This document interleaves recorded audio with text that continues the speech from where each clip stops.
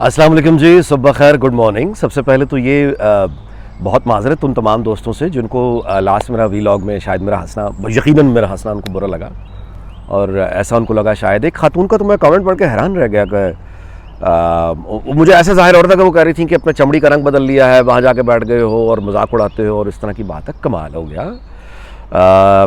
कोताही मुझसे असल में ये हुई कि वो यानी आप ऑटोमेटिकली समटाइम समझते हैं कि लोग मुझे जानते हैं, ऐसा नहीं होता ज़ाहिर है। लेकिन मैंने ये जो यूट्यूब चैनल बेसिकली ये दिल की भड़ास और दिल की बातें करने के लिए मैंने रखा हुआ है। यानी ये कोई मैं बहुत ज़्यादा फॉर्मल, इसलिए मैं इनफॉर्मल होकर थोड़ा हंस खेल लिया। और जिस तरह अपनों से आदमी हंसता है, खेलता है, मजाक करता है, लेकिन मुझे ख्याल करना चाहिए था कि सारे अपने तो नहीं हैं, और बहुत सारे दोस्त जो नए आए हैं वो मुझे जानते भी नहीं हैं। तो मैं आप इतनी मुख्तसर सी बात बयान कर दूँ कि मैं को पहली दफ़ा इंग्लैंड नहीं आया। मैं तो यहाँ पहली मरतबा 1988 में आया था।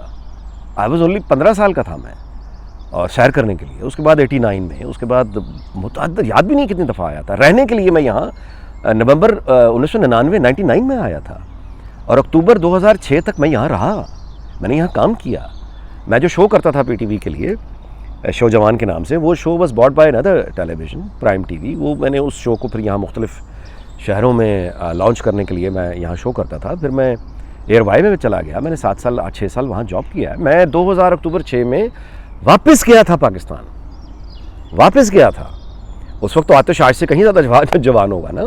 तो मैं आई वेंट बैक, 14 साल वहाँ रहा हूँ। 14 साल के बाद फिर मैं दोबारा यहाँ आया, और उसकी वजह ऑब्वियसली वो इमरान खान का बहुत हॉरिबल सेंसरशिप था, जिसने मीडिया में उन तमाम लोगों के लिए रास्ते बंद कर दिए थे जो लॉजिक पर बात करते थे, या खुलकर इमरान खान के ख़िलाफ़ बोलते थे, या उस हाइब्रिड जो सिस्टम था उसके ख़िलाफ़ बोलते थे। उनके लिए दरवाजे बंद थे। मेरे पास तो बहुत अच्छे चांसेस थे कि मैं दरवाजे बड़े आराम से खुलवा लेता। मैं पहले भी कई मरतबा गुजारिश कर चुका हूँ कि PTI के तो कैबिनेट मिनिस्टर्स मेरे क्लास फेलो हैं, मेरे दोस्त हैं, उनसे रब्ता ज़ाहिर है कि इस दौरान टूटा रहा। लेकिन अब वो चले भी गए हैं खान साहब। तो मैं आपसे गुजारिश करूँ कि आखिरी दफ़ा इमरान खान साहब हमारे घर में जो तशरीफ़ लाए, मेरे वालिद की अयादत के लिए जो वो आए थे, जुलाई 18 में इलेक्शन हुए हैं ना, तो वो जून या मई 2018 में हमारे गरीब खाने तशरीफ़ लाए। कम से कम 2-2.5 घंटे वो बैठे रहे। सारे दोस्त, मतलब ये वलीद इकबाल, वो नहीं, अभी ज़िंदा थे, वो कराची के सेनेटर, मैं उनको नाम भूल जाता हूँ। तो वो मतलब को मसला नहीं था एज सच कि मैं उससे पहले भी, by the way, Imran Khan साहब को एक दफ़ा हमारे घर नहीं आए हुए। मैं तो जब मैंने वॉज ग्रोइंग अप, मैं कॉलेज में पढ़ता था, वो तब भी हमारे घर अक्सर आते रहते थे।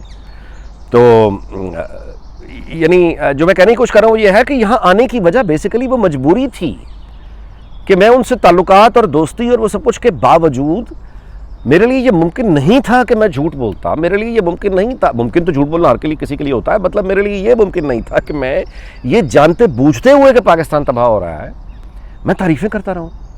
That was the only problem. और क्या मसला था?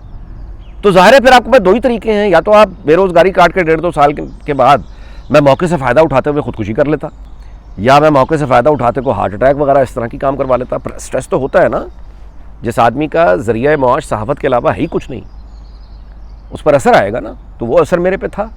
दूसरा मुझे ये भी था कि मेरे बच्चों की ज़रा स्कूलिंग, ठीक है, यहाँ जब वहाँ रोज़गार के रास्ते सारे बंद हो गए तो भाई मेरी जो असासा था, मेरा घर था, वो मैंने बेचा। वो बेच के मैं यहाँ आ गया, ठीक हो गया। वही है जो मैं अभी तक यहाँ बैठा गुजारा कर रहा हूँ। जब वो ख़त्म हो जाएगा मैं कोई ना कोई मजदूरी कर लूँगा, किसी पंप पे खड़ा हो जाऊँगा, कोई टैक्सी चला लूँगा। कोई यूनिवर्सिटी में तो मुझे कोई लेगा नहीं पढ़ाने के लिए, यहाँ के लोकल बहुत हैं, मुझे कोई क्यों मतलब है वो करेगा। तो इस तरह का आदमी हूँ मैं। तो जब आप वक्त कभी गुजरेगा, मज़ीद आप अगर मुझे शफ़क़त करेंगे और देखते रहेंगे तो जान जाएंगे। ये शो ऑफ करना, जिनको लगा कि मैं शो कर रहा हूँ कि मैं यहाँ बैठा हूँ और पाकिस्तान में लोग बैठे हैं, उनके पास बिजली नहीं है, वो यार ये तो कोई जानवर, अल्लाह माफ़ करे, यानी इस रवैये में तो मैं लड़ते हुए मेरी ज़िंदगी गुजर गई है। तो आप अगर मुझ पर ही वो इल्ज़ाम लगाएंगे या समझेंगे कि मैं वैसा हूँ, फिर तो मकसद ही फौत हो गया। लेकिन इसमें आप में से किसी का कोई कसूर नहीं था, कसूर मेरा था। मैं अपनी बात को कन्वे नहीं कर पाया, मैंने नामुनासिब अंदाज़ मुमकिन है अपनाया। और मैं सिद्क़े दिल से आप सब से माज़रत का तलबगार हूँ, और मैं उम्मीद करता हूँ कि दरगुजर करेंगे इस बात को। मेरा हंसने खेलने का मकसद होना खास बिल्कुल किसी का मजाक उड़ाना। मैं किस काबिल हूँ जो किसी का मजाक उड़ाऊँगा? मजाक उड़ाने के लिए तो या तो ये है ना कि मैं आपको बड़े बड़े घर दिखा रहा हूँ, गाड़ियाँ दिखा रहा हूँ, ये कह रहा हूँ कि जिस पार्क में मैं बैठा हूँ ये बड़ा एक्सक्लूसिव पार्क है, यहाँ पर कोई आ नहीं सकता। मैं तो बार बार कल भी बताया, अपने आप पर हंस रहा था, अपने आप पर हंस रहा था। उस वीलॉग को दोबारा सुन ले। मैं तो अपने आप पर मेरी ये हालत होती थी जब मैं वहाँ पे था। कभी बिजली का अज़ाब, कभी जनरेटर का अज़ाब, मैं अपने ऊपर हंस रहा था। किसी पर मैं क्यों हंसूंगा? میں ہوں کس قابل جو کسی پر ہنسوں گا. سو پلیز اس طرح میں بھی خیر رکھوں گا کہ آئندہ اس طرح کی. میں ہمارے یہاں تو ویسے بھی رویہ یہ ہے نا, اگر کوئی خوش نظر آئے تو ہم اسے پوچھ لیتے ہو خیر ہے تو خوش کیوں ہے نا. ہم کسی کو خوش ہوتے دیکھ کر بھی پریشان ہو جاتے ہیں, کیونکہ گھٹن اتنی ہے ماحول میں, کیا کریں. یہاں کا ماحول, یہاں کی مطلب ہے, میں یہاں پہلے بھی 7 سال رہا ہوں. اچھا اب بھی مجھے 1 سال ہو گیا ہے. میرے جن لوگوں کو میں سنتا ہوں یا ایڈمائر کرتا ہوں, ایک زمانہ تھا میں BBC جیسے ریڈیو 4 بہت سنا کرتا تھا, اب میں LBC سنتا ہوں. کیجول ہے ذرا, نک فراری, اس طرح کے لوگوں کو میں سنتا ہوں جو بڑے کیجول ہو کے یعنی گپ شپ جو ہے اپنے وہ لسنرز کے ساتھ کرتے ہیں. میں یہاں آپ لوگوں کے ساتھ کیجول ہو کے گپ شپ کرتا ہوں. اٹس این اوپن, مطلب ممکن ہے کہ وہ اوپننس کا میرے مزاج پہ ایک اثر پڑ گیا اور کچھ لوگ اس سے حیرت زدہ ہوتے ہیں. اگین قصور میرا ہی ہے کہ مجھے مزید اپنے آپ کو بہتر کرنا ہے, اور آپ کا بہت شکریہ کہ آپ میری غلطی کو پوائنٹ آؤٹ کرتے ہیں تاکہ میں اپنے آپ کو بہتر کروں. یہ ساری زندگی کا عمل ہے. Let's move forward. FIA کی جانب سے خبر یہ ہے کہ FIA جو ہے وہ چھاپے مار رہی ہے ان تمام لوگوں کے خلاف جنہوں نے پاکستان کے خلاف بکواس بکی, اداروں کے خلاف بکواس بکی, پاسپورٹس کے خلاف جو بکواس کر رہے ہیں. یہ بہت اچھی بات ہے, ایسا ہونا چاہیے. لیکن یہ مسئلے کا حل آدھا ہے, کیونکہ FIA کا سائبر کرائم ونگ اگر آپ غور کریں تو وہ ان یوتھیے جو افسران ہیں بھرا پڑا ہوا. اچھا کچھ تو اب غلاظت نکالنے کا کام شروع ہوا ہے, 1-2 نوٹیفیکیشن جاری ہو چکے ہیں, میں دیکھ رہا تھا نکالا ہے ان کو, لیکن ایک لمبی قطار ہے. اور یہ سائبر ونگ میں آپ کو FIA کے وہ لوگ ملیں گے جنہوں نے آج سے نہیں 2014 سے ان لوگوں نے یہ سیاست کر رہے ہیں, یہ صحافت کر رہے ہیں, اور ان کو نوکریوں سے فارغ کرنا چاہیے فوری, تاکہ پھر یہ کھل کر سیاست کریں اور صحافت کریں.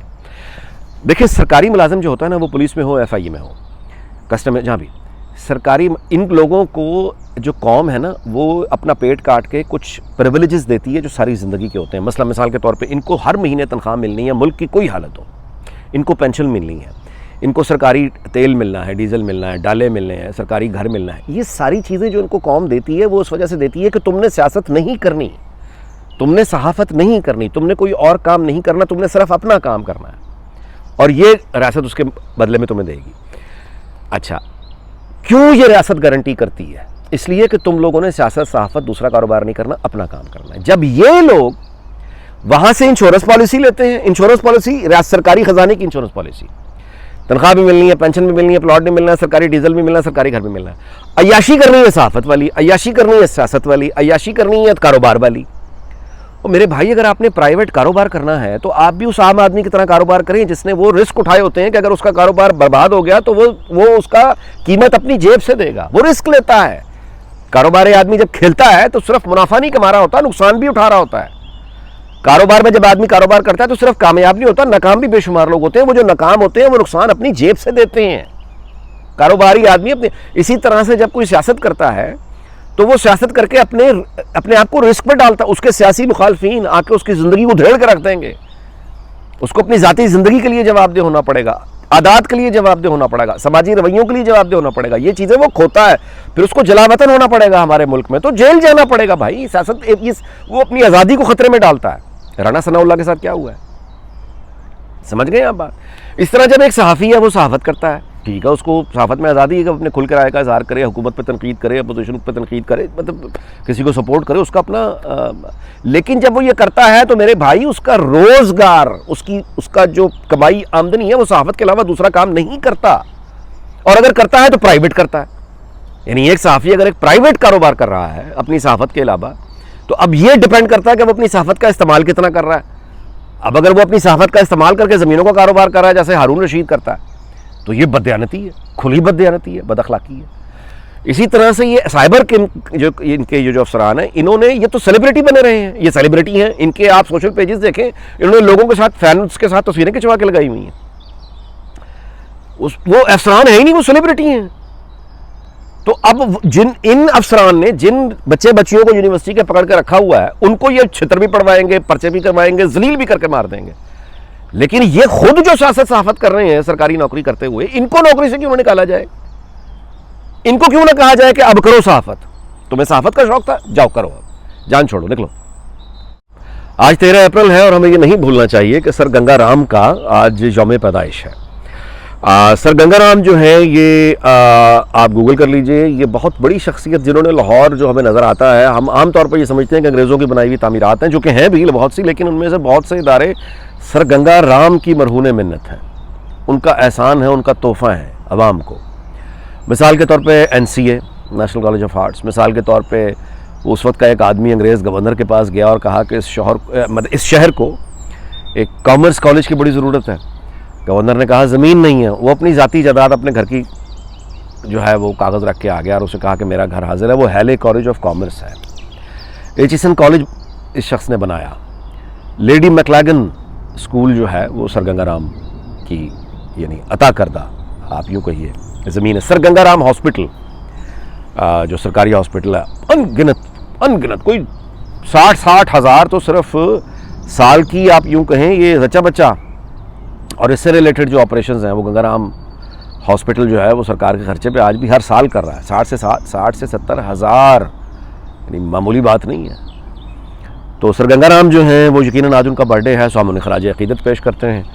اور میں آپ سے گزارش کروں کہ بہت حساس دل کے جو ہمارے دوست ہیں, حضرت محمد صلی اللہ علیہ وسلم کے بارے میں یہ اسوائے حسنہ یعنی ان کے اخلاق کے بارے میں جو یہ بات سب جانتے ہیں کہ آپ صلی اللہ علیہ وسلم گزرا کرتے تھے اور ایک غیر مسلم عورت ان پہ کوڑا پھینکا کرتی تھی, بڑھیا, اور وہ چلے جایا کرتے تھے. تو ایک دن وہ بڑھیا جو ہے کوڑا پھینکنے کے لیے موجود نہیں تھی, تو آپ صلی اللہ علیہ وسلم اس کی عیادت کو چلے گئے کہ آج آپ کوڑا پھینکنے نہیں آئیں تو میں آپ کی عیادت کرنے آیا, آپ کی طبیعت تو ٹھیک ہے. یہ تھا وہ اخلاق کہ وہ بڑھیا نے اسلام قبول کر لیا. ایسا ہی ہے. اب ان ملاؤں کی جو دکاندار ملا ہیں ان کی باتیں چھوڑیں آپ. جو سچا اخلاق ہے آپ صلی اللہ علیہ وسلم کا وہ یہ ہے. سچا مسلمان اپنے اللہ اور اس کے رسول کا شکر گزار ہوگا, اور سچا جو مسلمان ہوگا وہ انسانوں کا بھی احسان مند ہوگا. وہ جنہوں نے احسان کیے ان کا وہ احسان مند ہوگا. سچا مسلمان کبھی یعنی انگریٹفل, ناشکرا, یہ اس کا اخلاق نہیں ہوگا. تو ہر وہ آدمی, وہ ہندو تھا, وہ انگریز ہے, وہ کوئی بھی تھا جس نے فلاحی کام کیا, جس نے یونیورسٹی بنائی, کالج بنائے, جس نے فلاحی ادارے بنائے, جس نے ہسپتال بنائے, جس نے ڈیولپمنٹ کا کام کیا اور اس سے مخلوق فائدہ اٹھا رہی ہے, ہم اس آدمی کے حق میں بات بھی کریں گے اور ہم اس آدمی کی گواہی دیں گے کہ اس شخص نے نیکی کا یہ کام کیا, اور ہم اس کے لیے اپنے اللہ سے اس کی مغفرت کی دعا بھی مانگیں گے. یہ ایک سچے مسلمان کا اخلاق ہے. میں اسی کو درست سمجھتا ہوں, اور میں اگین کوئی عالم اسکالر تو نہیں ہوں, لیکن میں اسی کو ایک درست سمجھتا ہوں. اور میں شکریہ ادا کرتا ہوں سر گنگا رام کا کہ انہوں نے ہمارے لیے, لاہور میں رہنے والوں کے لیے بہت ایسے کام کیے جن سے نسلیں سنور گئیں. چلیں جناب, اللہ تعالیٰ پاکستان کو شاد رکھے, آباد رکھے. انشاءاللہ اگلے ویلاگ میں پھر آپ سے ملاقات ہوگی. اپنا خیال رکھیے گا. اللہ حافظ.